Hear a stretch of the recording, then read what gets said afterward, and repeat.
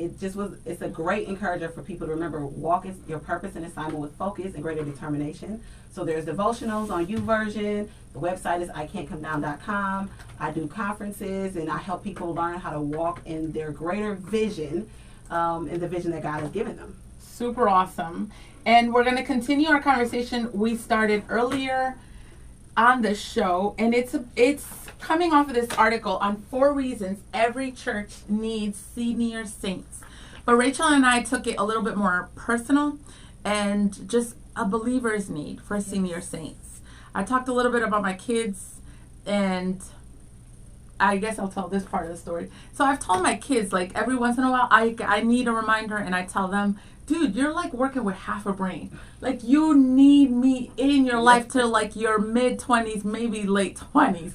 And so when we talk about it seriously, they've talked about how, like, not unfair, but how, like, that's a bummer. Yeah. In a time of your life where you're making the most important decisions, how biologically speaking, part of your brain isn't even done developing. And I told them, but isn't it interesting how in God's wisdom, he provides people to fill that gap, you know, and so it's up to you to take advantage of it or not.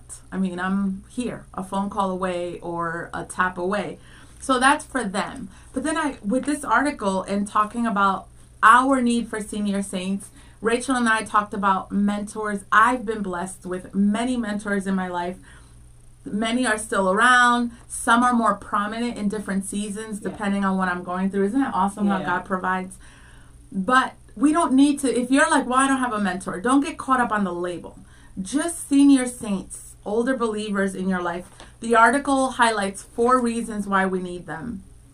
We were kind of talking about the need especially to remind senior saints, first remind yourself, but remind senior saints on how essential they are in our life. The wisdom and encouragement they provide is one thing, but on top of that, the experience and the way they can apply biblical wisdom because they've seen the Lord bring them through. They've seen what happens and what the Lord does when you trust them in the darkest times. You can't replace that. Mm-hmm. And we were going to talk about, in light of this, Ron brought up reasons why there's not a gap, why we miss each other, why we don't connect. Right. Gen Xers and boomers, but even Kelly mentioned millennials. Yeah. What is it about our relationship, especially in the church, that makes it where we're at each other more than appreciating each other? What do you think? In what you've seen? In what I've seen, I mean, I would say I think it's just having that personal humility to know that we need support and that we need the wisdom that they carry and the life experiences that they carry is so critical, because they've already, a lot of the journey that I'm walking, they've already walked through, and they can share authentically from what they've learned along the way and when they choose to do that, which is great. It's like, now I don't have to make the mistakes that you made because you're telling me what those mistakes are. I can avoid the hurdle. It's kind of like we do with our own children. We're like, let me just tell you, don't do that. But they don't always listen. Yeah, sometimes you got to let them go. Be like, go ahead, do your thing, and you'll find out. Something that my mentor does so well is he doesn't give us the answers. He lets us process through, because a lot of times we have we have the right answer. Yeah. We just are not always confident in that answer. Yeah. But he'll let us process through and then applying biblical wisdom to the answer that we came up with to our own situation. So even that is key. Yeah, that is important. What do you think? I see some questions. I see your comments. If you're on YouTube, I see 3 people on YouTube. What's up? Make sure you click below, click, and subscribe. See, I get to say that. I'm going to tell my kids, listen, y'all, I'm on YouTube. Subscribe and share us. You can go back and binge on all overtime. Share with friends. It helps the ministry. It helps get the word out. And if you comment on YouTube, we see you. So feel free to engage. What is it give me one thing that you've seen get in the way? I'm going to go there, and then we'll go on things that we can do better. But Right. one thing that comes up a lot is lack of transparency. Lack of transparency. With the older generation. Is that a thing that you've seen has made it hard for you or people your age to engage with older believers and glean from their experience? Mm-hmm. Absolutely. I've been in a situation where I'm like, I know this person has the life experience and the wisdom to tell me, but they won't share it. And I don't always want to be told necessarily what to do, but how you made it through. Like I believe you need 3 people in your life: someone who is in it with you, someone who's already made it to the other side, and then someone who just carries wisdom, whether they've been in it or not. And when we don't have those senior saints authentically sharing, it can be very challenging. And it makes it challenging for me to be comfortable with sharing my life if they're not open to sharing their own. Fiola is one of my favorite senior saints. She's a grandma. Hi, Fiola. I love when you come. Your grandchildren are so sweet, and the picture with your grandchild is awesome. One question comes up a lot, and I've seen younger believers, women especially, but even men. It's just that men don't ask as much as we do. How do you get a mentor? Why is it so difficult?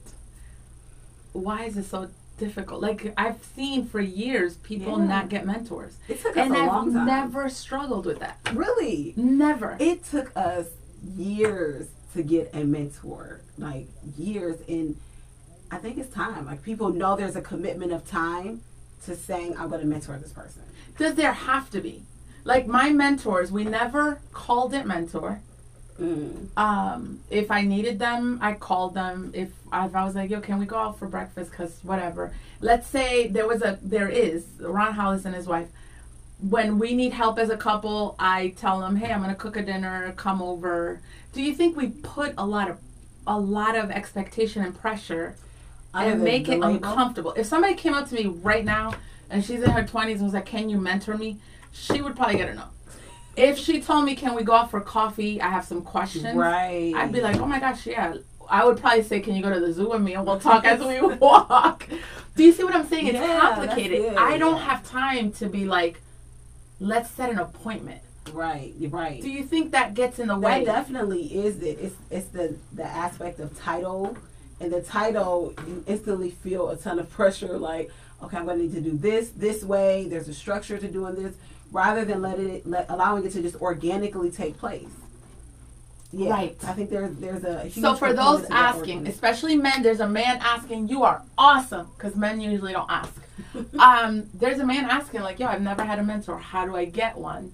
What would be, think of yourself, because not even unfortunately, because my son told me, why do y'all trip about getting older? Everybody's getting older. But that's what your son said? My 7th, the funny one, right. He's like, I don't get it. People like hide it. He's like, it's happening to everybody. We all getting old. But we're at an age where you're always at an age. You could look back and mentor. Right. What would help you? You're busy. You got business. You got a bunch of kids. What would help you in terms of delivery for somebody to say, man, I need your help?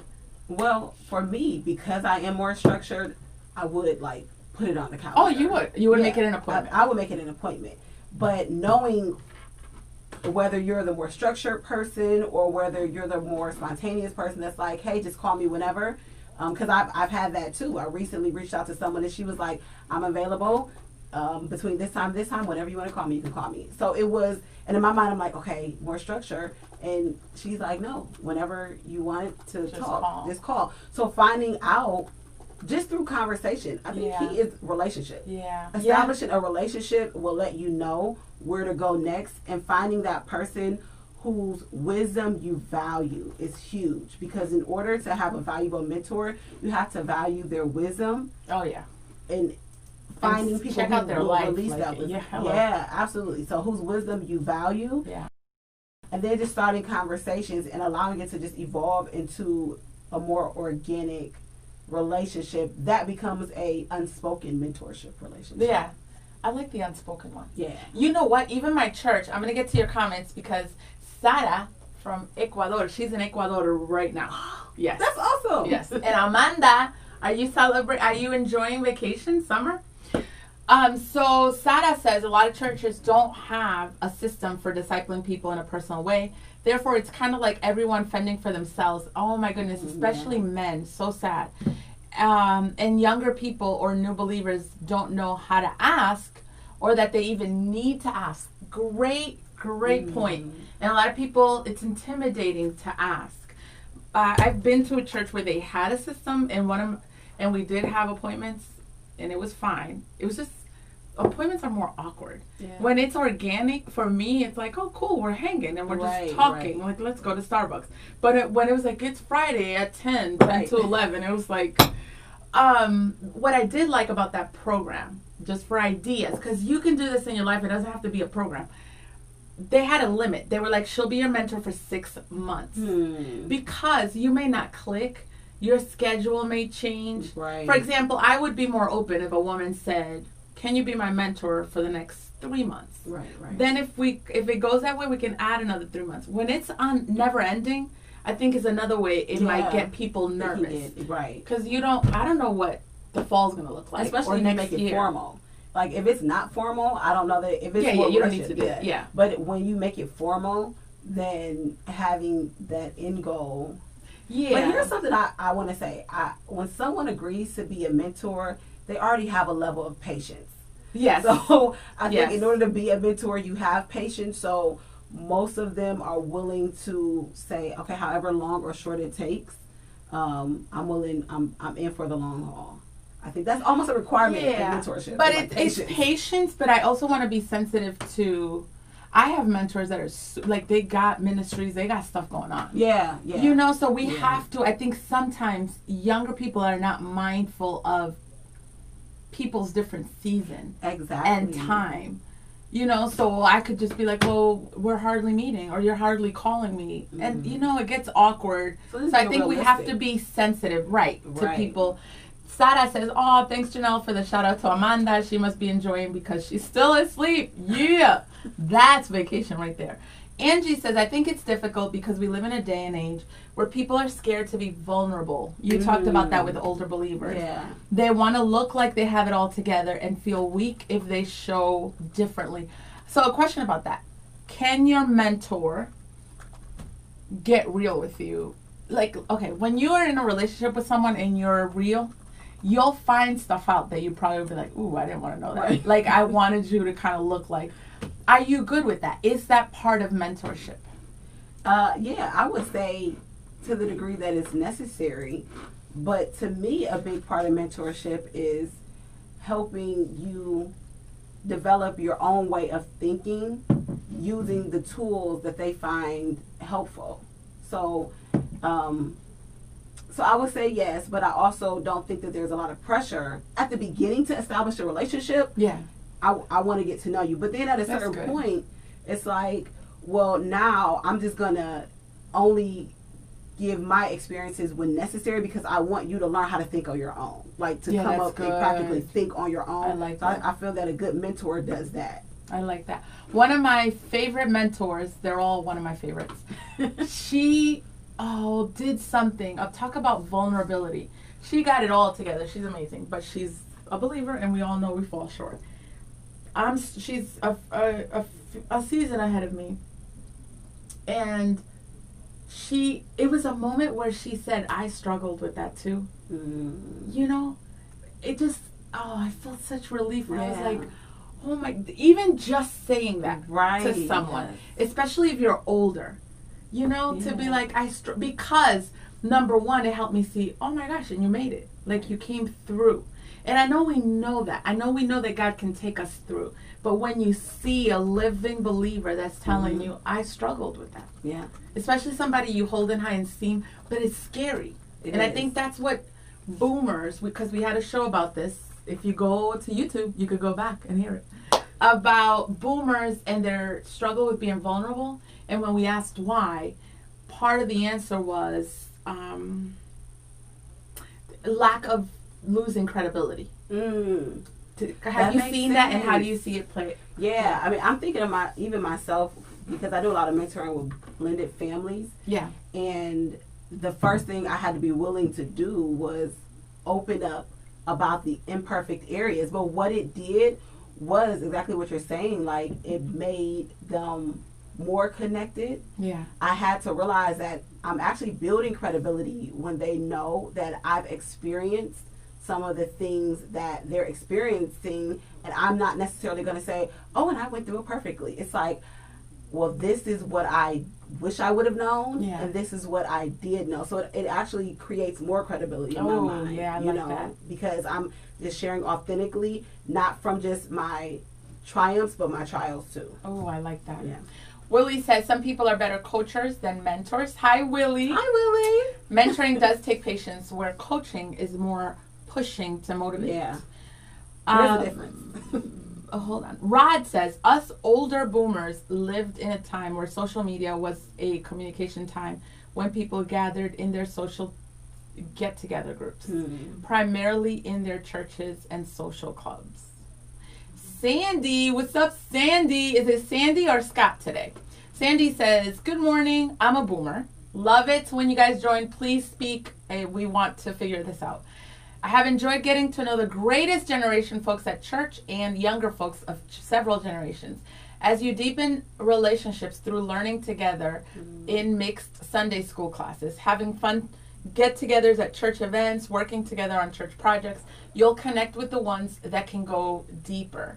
That's good. Have you seen or observed, Sandy, where there is conflict in terms of two generations understanding each other? And how have you seen it resolve? Or how would you think, man, if they do this, maybe two believers or maybe a group, sometimes you'll see boomers and millennials or Xers and struggling to even to serve together. Angie says, I think it's difficult because we live in a day and age where people are scared to be vulnerable. Yeah. They want to, oh yeah, I read that. They want to look like they have it all together. Hi, Nancy Malacaria. Let me see. I'm stalking you on Facebook. Aw, super cute. I love your profile picture. Great picture. Da, da, da. Your Amber. Is Amber your daughter? So Nancy says, hold on. I had her. Really, Janelle? I think she's at the bottom. Nancy says, nobody wants to talk to a perfect person who got everything right. Yes. The first time. That is so key. That's deep. That is key. But you know what, though? In fairness to boomers and even Xers who really need to be helping the younger generation, it's scary, and it may keep you from mentoring because you're feeling like, when you know yourself, right? So there's who we are at church all put together, and then there's you in the silence of your nighttime, and you know, dude, I don't know what I'm doing. One time I sat with my neighbor, and she's a younger mom, and if you want to see Janelle mentoring live, this is what I did. She got little kids, and I was like, we were talking about the complexity of teenage. She don't got teenagers. And I was like, oh my gosh, sometimes I feel like if they ever discovered that I'm like learning as I go, like I'm seriously learning as I go. Right. And we talked about, she's a believer, we talked about trusting in the Lord, but that whole idea of, these kids got no clue that I'm literally like, Lord, please help me today. On the job training. Oh my goodness. But there's that thing that can keep you from mentoring, because you know, I can give you my testimony, but I really like I don't have it together. Right. You know, and the fear of, am I qualified? Have you felt that? Where Absolutely. like you, especially, I'm sorry, you're an awesome mom. I'll speak for myself.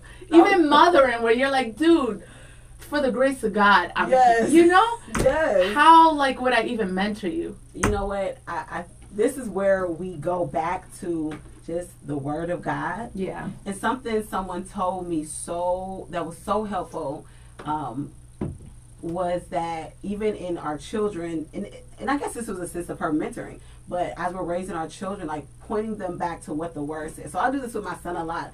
I'm like, well, I didn't make the rules here. When the Bible said, you know, obey your parents in the Lord, for this is right. I didn't make that rule. God did. So you might want to have a conversation with him concerning that rule. But that was so helpful for me to take the pressure off of myself and relate it back to this is what the Word says. So at the end of the day, I don't have all the wisdom when it comes to mentoring, but I know how to access it. That's and so awesome. as a mentor, knowing if I know nothing else, I know how to help them apply this word to their situation. That is awesome. Yeah. And that's what it is. Mentoring is all about pointing you to Christ. That's it. Like Paul says, follow me as I follow Christ. Yes. And letting people know, dude, if you follow me.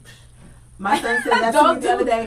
He was my 4th year. He was like, Mommy, I'm following you around everywhere. I was like, just follow me as I follow Christ. Amen. Yeah, you don't want to get lost, dude. Please. Sarah says, I hate to say it, but we Xers are now part of a generation that ought to be mentoring. Amen. Mm-hmm. In fact, even millennials can be mentoring younger kids. Yep. Amen, especially in college.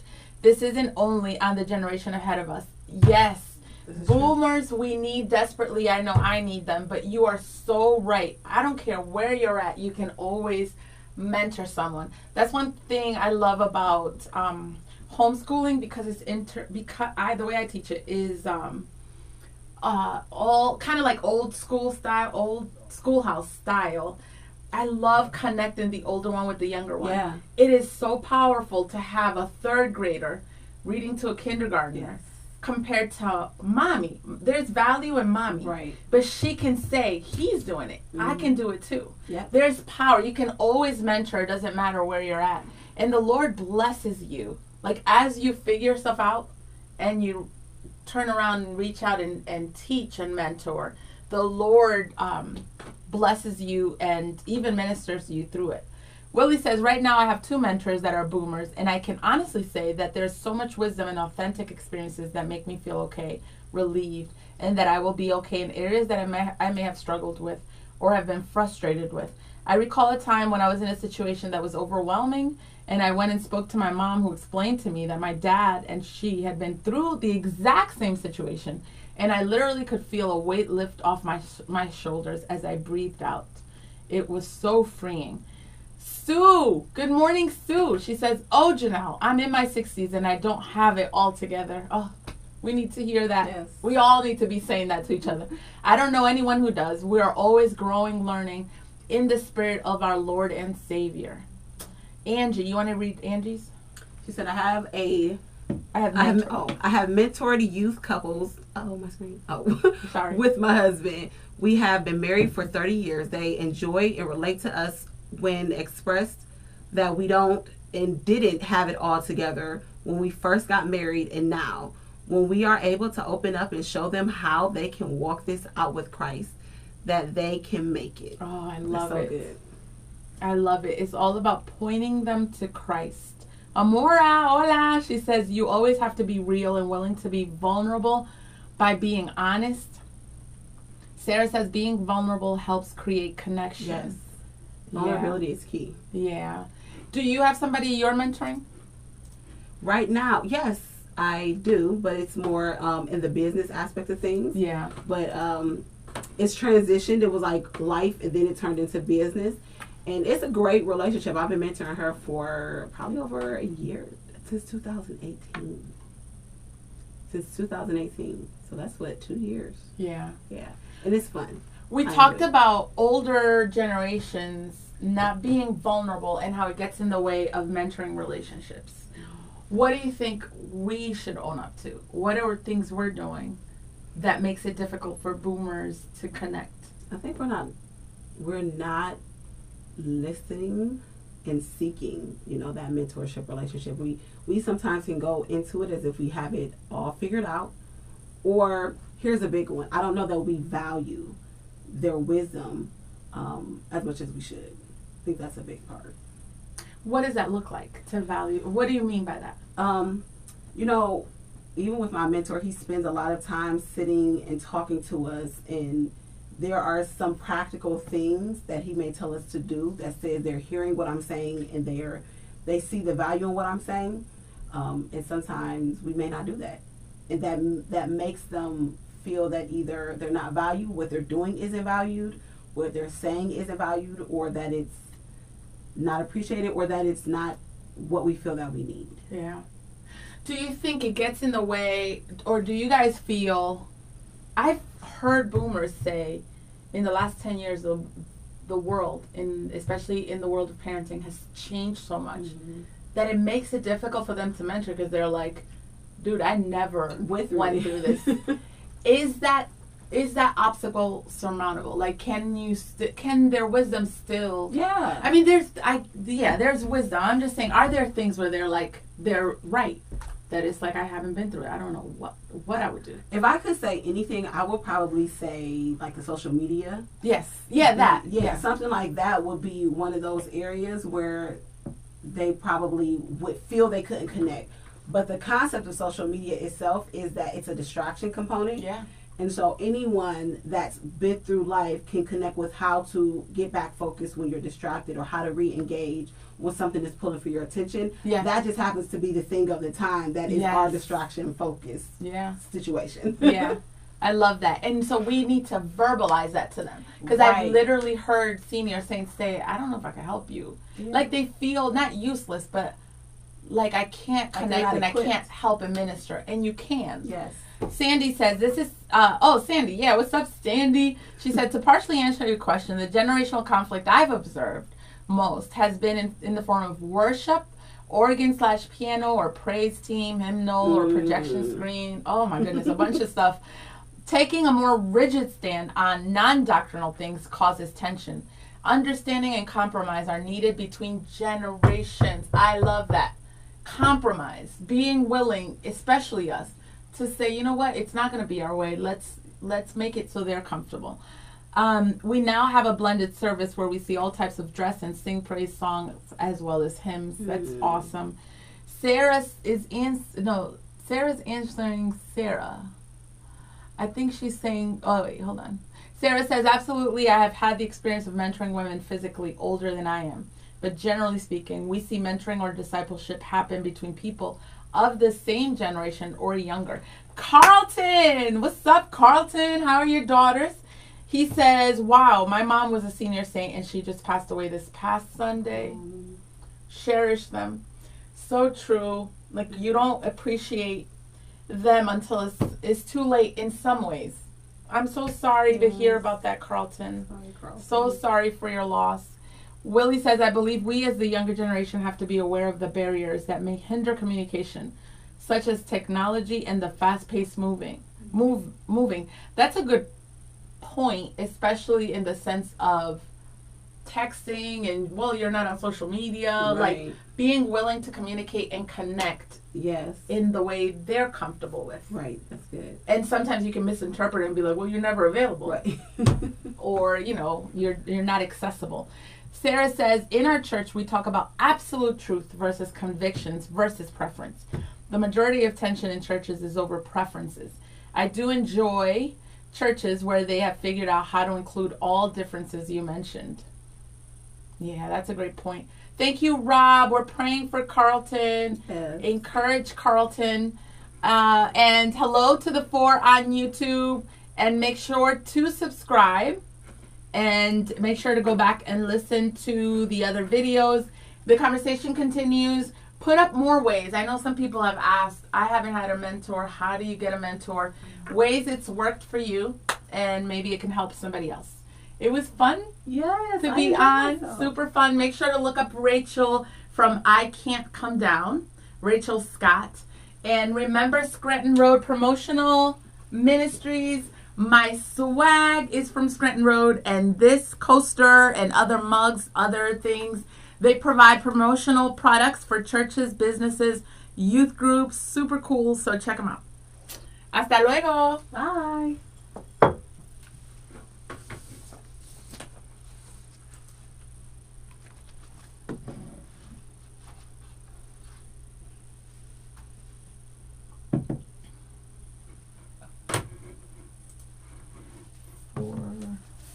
It's still going. Oh, I have it. Wow, guys. It's very awkward. I was like okay. Gary just pop out of the corner like,